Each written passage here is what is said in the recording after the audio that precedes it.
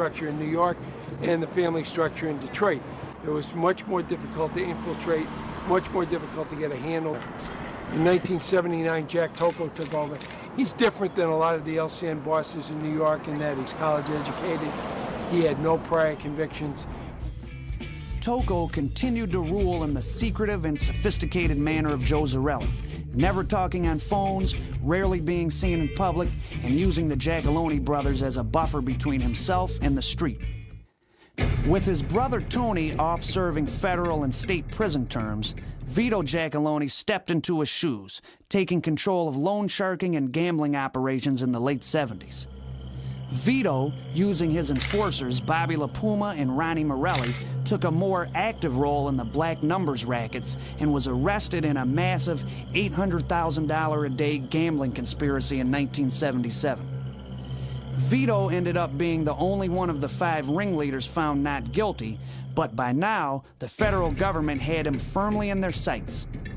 In the early 1980s, Vito Billy Jack Giacalone returned to his old stomping grounds and set up a headquarters here on the intersection of Adelaide and Rio Pelli in Eastern Market.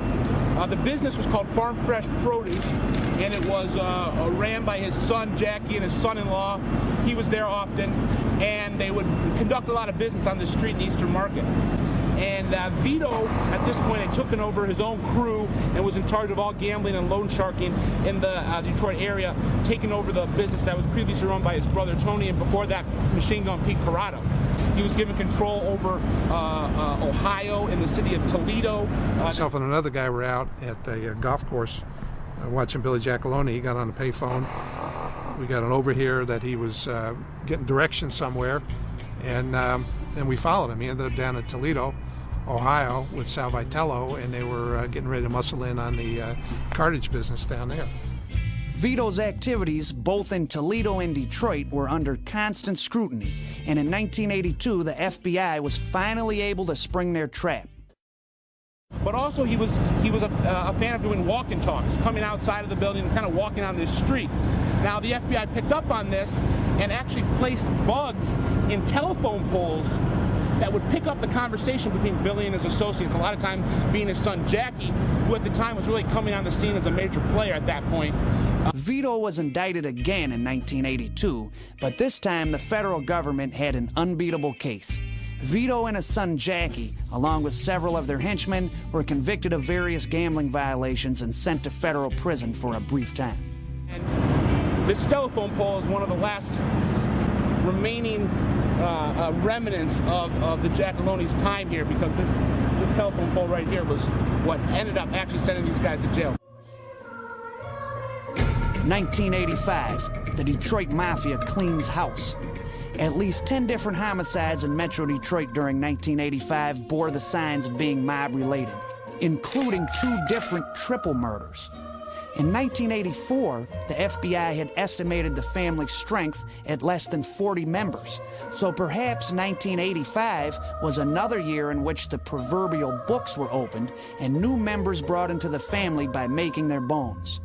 Perhaps the rash of killings were related to Tony Giacalone's impending release from federal prison early the following year. And no murder was more important than that of Pete Cavataio, up-and-coming soldier in the family and brother-in-law to the infamous Corrados. Standing here in the shadow of the Ambassador Bridge, in the Delray section of the southwest portion of Detroit. In July of 1985, the last made member of the Detroit Mafia to be killed, Pete Cavataio, his body was found on a street not far away from here. Cavataio married into the Corrado family. He married the daughter of Machine Gun Pete Corrado. His brother-in-laws were Dominic Fats Corrado and Anthony Tony the Bull Corrado. Cavataio at one point in the 1960s was viewed as a future leader of the Detroit mob. However, that did not pan out. Cavataio's temper proved a bugaboo, as well as his penchant for sleeping with certain members' wives and girlfriends. Pete Cavataio, to me, was a low-class guy. I mean, he's dead now, God bless him, but, you know. Cavataio's body was found on Harvey Street, battered and tortured, bullet in the back of his head, as well as several wounds from a heated knife being plunged into his body in order to try to reveal the whereabouts of a safe where members of the Detroit mob thought he was holding some money that he had possibly stolen. The Cavataio homicide went cold, until the early 1990s, when a Giacalone crew member by the name of John Pree was arrested for a home invasion. John Pree was running buddies with Carlo Bomarito, son of Frank Bomarito, who had been convicted several years earlier for conspiring to murder Ernie Kanakis, and together they had been embroiled in various escapades, such as being accused of committing arson against a sanitation company that refused to cooperate. Pree's home invasion arrest included Bomarito as a co-defendant. The two were accused of robbing an Oakland County heroin dealer on the orders of the Giacalone brothers. Pree, for a short period of time, turned government witness, debriefed the FBI, and admitted to playing a role in the Cavorted murder on the instructions of the Giacalone brothers. Pree eventually recanted his testimony, and the case was never brought to trial, and no charges were ever filed. While Pree was convicted, Bomarito was cleared of the charges. Pree to this day is still in prison on the home invasion charge, and the Cavorted murder, although not officially solved, in the minds of the FBI, they have a pretty good idea of who did it and how it went down. So when we talk about the Detroit mob and their penchant for gangland homicides, I think that you can make a parallel between kind of the reputation as an entity, as a whole syndicate, as being very under the radar and low key and very business savvy, to the way they actually go about on their enforcement and their murders, where that a lot of their murders are very under the radar and very suspicious and very lots of conjecture. Was it a murder? Was it a suicide? Was it an overdose? Yes. And they do have that reputation as being like one of those least violent mafia families in the United States. In my research, I haven't really found that to be completely true. And that's really kind of what we were saying before. I mean, they're able to put a veneer over it, which really kind of leaves question about whether it was a murder, whether it wasn't. Yes, whether it was a suicide, whether it was a drug overdose, whether it was an accident, things like that is definitely seems to be a method of operations for the Detroit mob, because it's statistically unlikely that this number of people would die in these bizarre circumstances. And they're very good at covering their tracks. I mean, no modern-day member of the Detroit Mafia, nor anyone for at least over 50 years has ever been charged or gone to jail for a mob-related murder. When was the last? The last one that happened was in 1934, and that was... So it's been, 80 years, almost 80 years since a member of the Detroit Mafia has actually gone away for a murder. Somebody will end up dead, and they'll end up surfacing, and we have strong belief that it was possibly a mob-related hit. Hasn't been a bunch of that because, again, coming out from our shop with regards to convictions, it's a pretty tight-lipped family. If they don't know you, you're just not going to be privy to that. By now, sports gambling had become the lifeblood of the Detroit Mafia, serving as a nexus point for both loan sharking and extortion operations on area gamblers. I have actually seen a check written by one gambling victim who lost $1 million. That's a single check, which cleared, by the way. This was a legitimate businessman who lost on one bet on the Super Bowl $1 million. It's the summer of 1990, and the Detroit Pistons are getting ready to win back-to-back NBA championships. But Pistons star Isaiah Thomas was embroiled in a media frenzy that centered around allegations of his involvement in an Alan Hilf-led gambling ring. It was a status symbol when you would have games at, let's say, for instance, Tommy Hearn's house in Southfield or Isaiah Thomas's house in Bloomfield Hills, which were two locations that were implicated in an indictment in 1990, in which Salem was said to have been running high-profile, very high-stakes craps games in the basement of both Hearn's and Thomas's house. A local attorney subpoenaed in the case testified that these elite gambling parties were frequented by a mostly black and Middle Eastern clientele of drug dealers, liquor store owners, and professional athletes. The indictment broke on the eve of the Detroit Pistons repeating as NBA champions in 1990.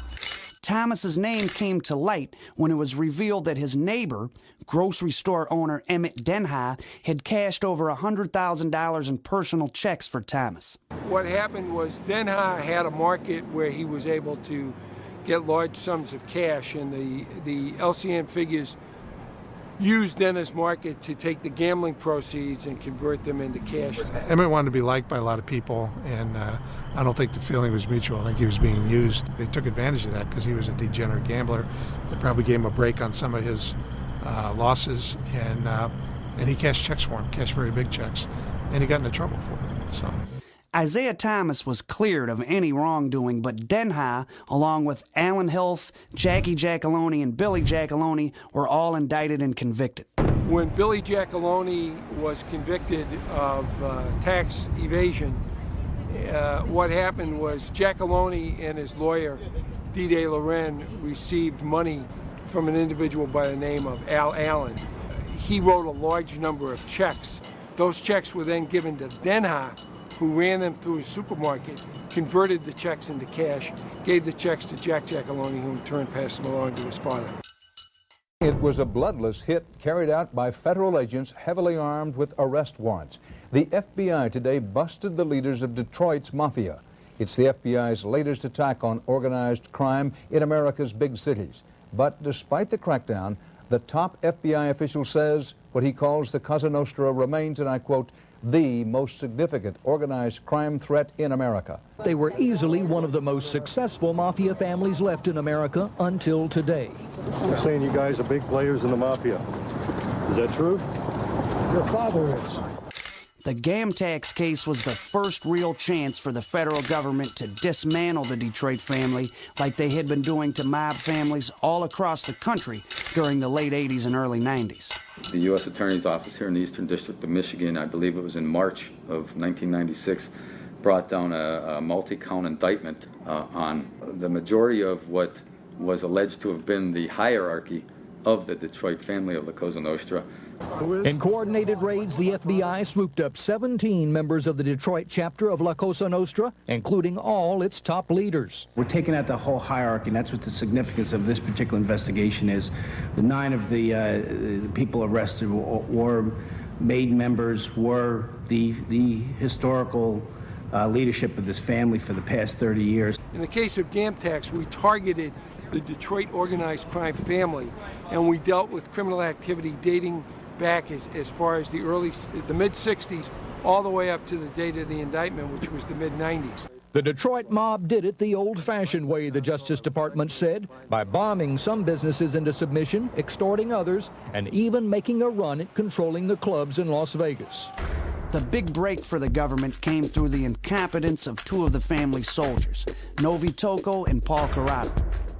Tocco and Corrado, despite their infamous last names, were still working the streets, and in the mid-90s decided to organize their own numbers racket extortion ring. They decided that they were going to generate some income collecting a tribute from bookmakers and numbers runners who were operating in the Detroit area.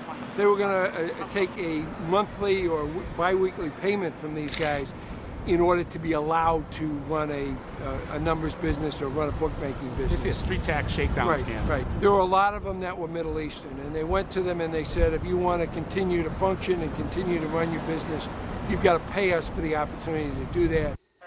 But soon after they started shaking down mostly Middle Eastern bookmakers and numbers runners, their car was bugged, and Novi Tocco and Paul Corrado talked themselves and the rest of the family straight into prison. They complained about the hierarchy of the LCN not giving them a chance to make money, that they had theirs and they didn't care about the little guys who were trying to make their way. At one point in time, they were having difficulty collecting from a particular bookmaker, so they discussed either setting off a bomb in the parking lot of his business on Michigan Avenue. They ultimately decided to shoot a gun through his window.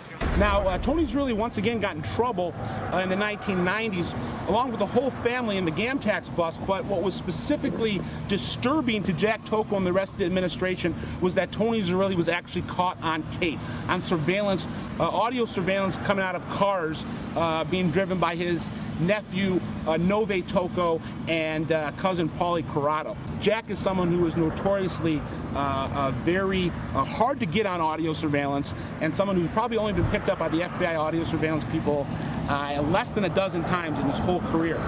Tony Zerilli has not been so lucky and has been caught on tape several times, including the Gam tax bust.